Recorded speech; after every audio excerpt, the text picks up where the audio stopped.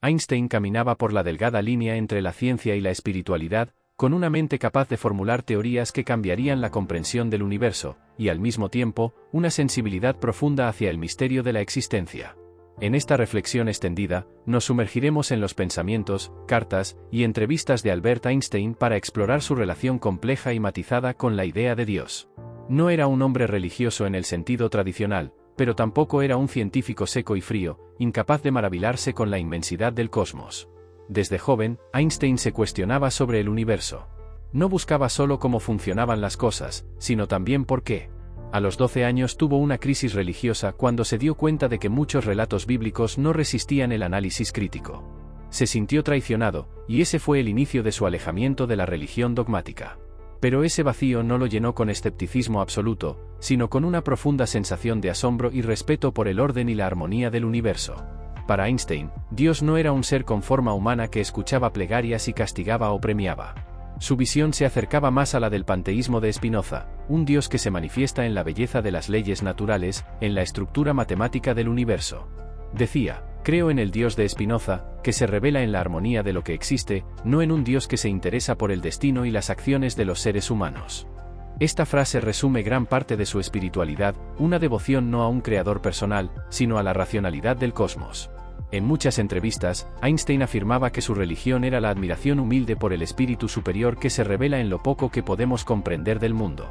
Él veía la ciencia y la religión como hermanas, no enemigas, siempre que la religión se despojara del dogma y la ciencia del orgullo. En su opinión, la religión sin ciencia es ciega, y la ciencia sin religión está coja. Un pensamiento que invita a unir razón y sentimiento, conocimiento y misterio. En sus cartas privadas, especialmente una dirigida al filósofo Eric Goodkind en 1954, Einstein escribió que la palabra Dios era para él la expresión y producto de debilidades humanas.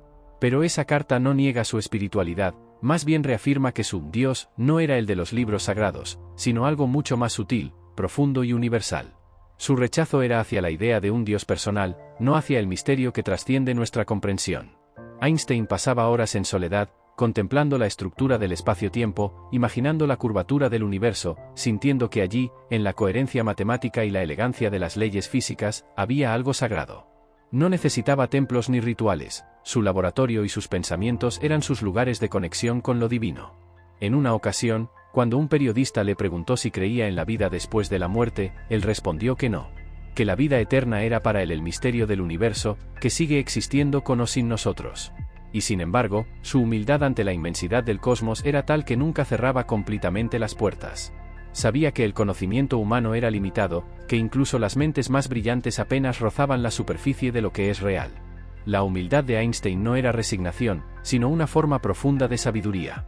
Sabía que cuanto más aprendemos, más conscientes somos de lo que ignoramos. Para él, el misterio no era algo que debía ser eliminado, sino venerado. En esa actitud reside su espiritualidad, en reconocer que la razón humana tiene fronteras, y que más allá de ellas está el asombro. En este sentido, podríamos decir que Einstein sí creía en un Dios, pero uno que no se encuentra en las palabras, sino en las ecuaciones. No en los dogmas, sino en el silencio de una noche estrellada. No en las plegarias, sino en la curiosidad incansable del ser humano por comprender su lugar en el universo. Este Dios no castiga ni salva. No tiene rostro ni voz. Es el orden subyacente a todo lo que existe. Es la ley de la gravedad y la relatividad. Es la belleza de una flor y la explosividad de una supernova. Es la conexión que Einstein sentía cuando tocaba su violín, cuando leía a Spinoza, cuando reflexionaba sobre la cuarta dimensión. Un Dios que no pide adoración, sino contemplación.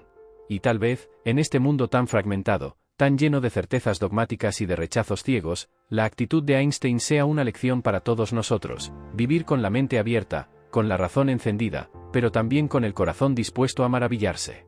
Porque al final, como él mismo dijo, lo más hermoso que podemos experimentar es lo misterioso. Es la fuente de todo arte y toda ciencia verdadera.